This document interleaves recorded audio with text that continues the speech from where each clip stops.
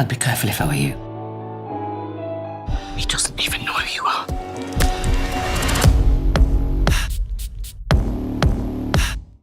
I don't trust her. Let's see if we can't push our buttons. Yes. I'm not good enough for her. I love you for you.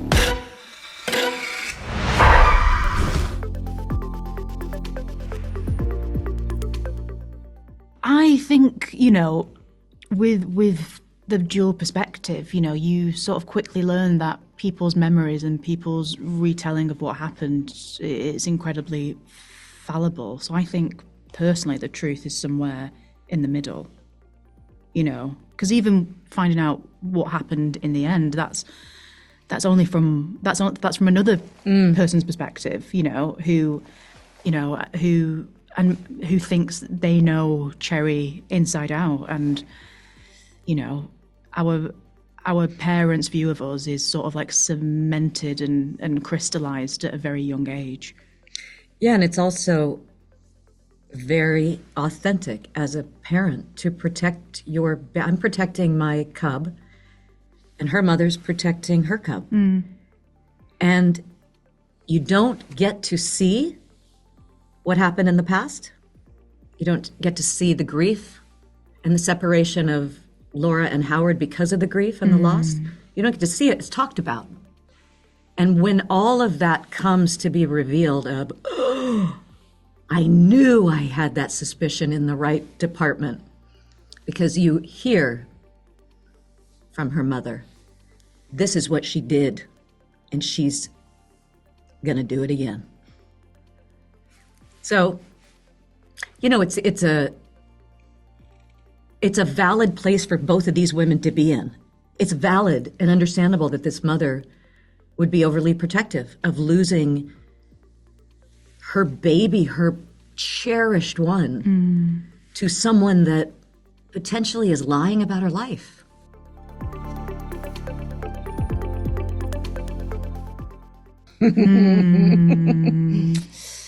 Well, I think, Cherry's a really good liar, and they haven't found out all there is to know about Cherry yet, and it's really hard to side with the overbearing mother, unfortunately, and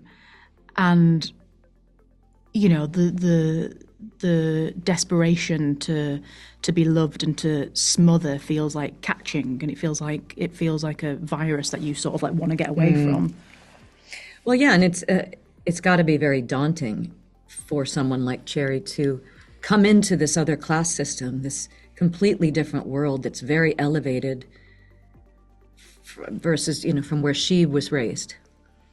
And who wouldn't want that?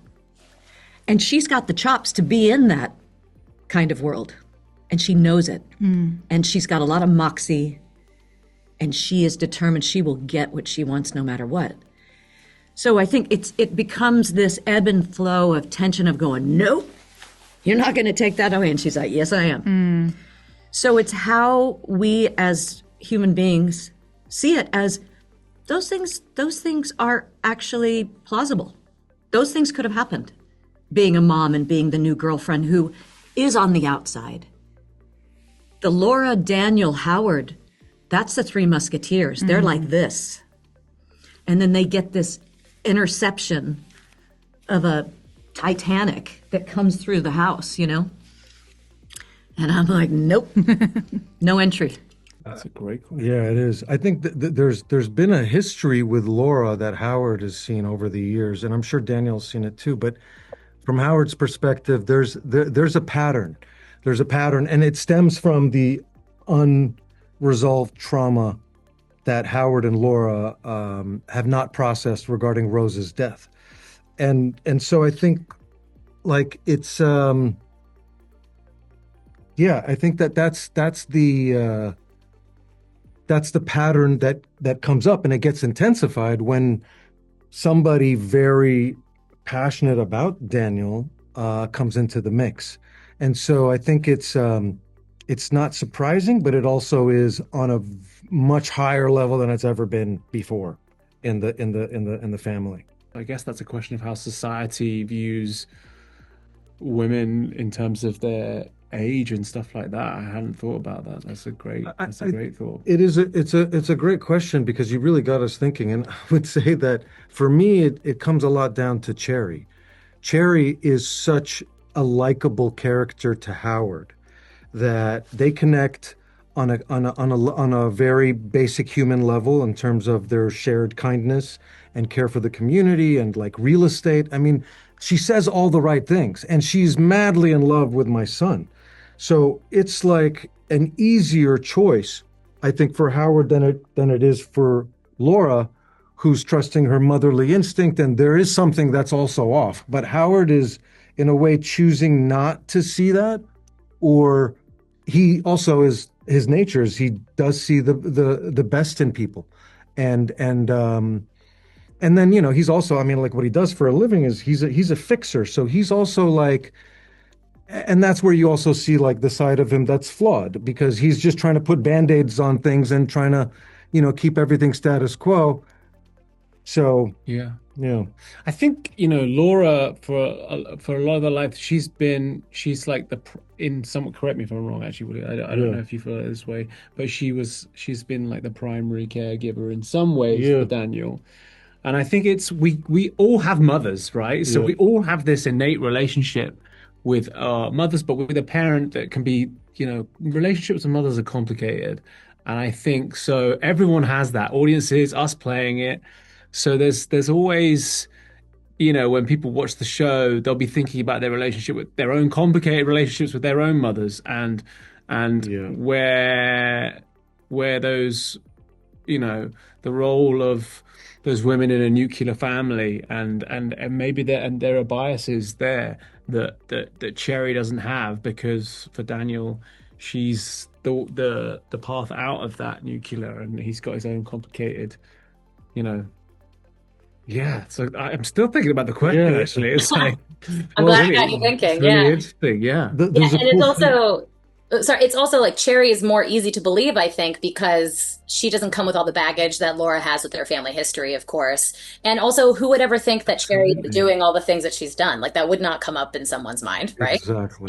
So Laura looks worse, right? And that's kind of how Cherry is a mastermind here. But yeah.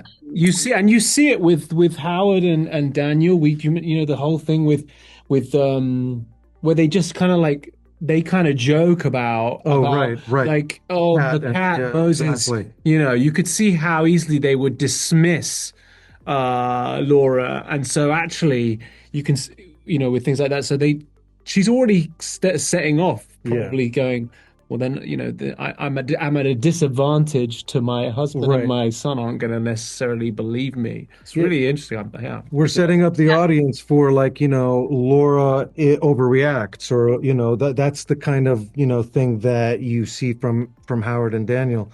But at the same time, you also see this, I think, that the audience sees this a real genuine affection between mother and son too, that it's not necessarily like this, there's something very beautiful about that relationship that a lot of people don't have, so I like that too about it. Yeah, they have an unconventional relationship, Yeah. and an openness. I mean, it's this kind of new, modern, bohemian way of being that, open. They're confidants and best friends, which makes sense after the loss of Rose, the first child.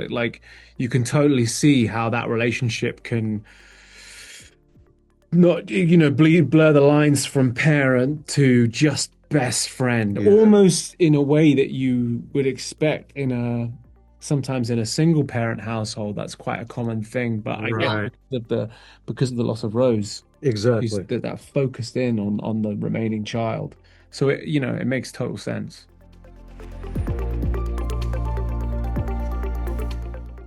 We did, thankfully. It was freezing cold in that wasn't- pool.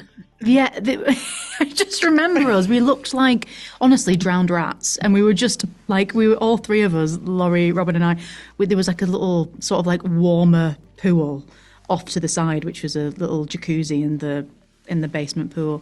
And we were all just sat there huddled together, just as all this melee happened around us and all the different setups. And once you're wet, you sort of can't really do anything else. So Yeah. we're just like sat there like lemons. Just pruning all day. yeah. And then we would share stories about, God, remember that TV show or that movie when we shot it in the Bahamas? Yeah.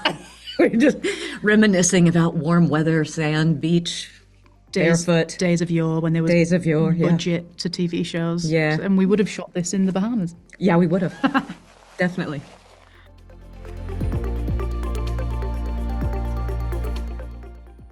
I think I can only speak from, I don't want to speak for Olivia, but from my perspective, for Daniel, it's just the unraveling of, they've been through a hell of a lot in this year, and it's all been he's been building a picture of events of these two people that, as he slowly moves away from Laura to Cherry. So ultimately, ends up killing Laura accidentally, but he does, and there's some solace in that he was defending and saving his girlfriend. So when this stuff about Cherry happens, it's just like the rug is being taken out. You suddenly feel like, who are you? Who is this person stood in front of me who I'm having a baby with, who I murdered my mother for? Mm-hmm. It's just a pit of your stomach. Oh my God, I've built my whole understanding on potentially complete false pretenses.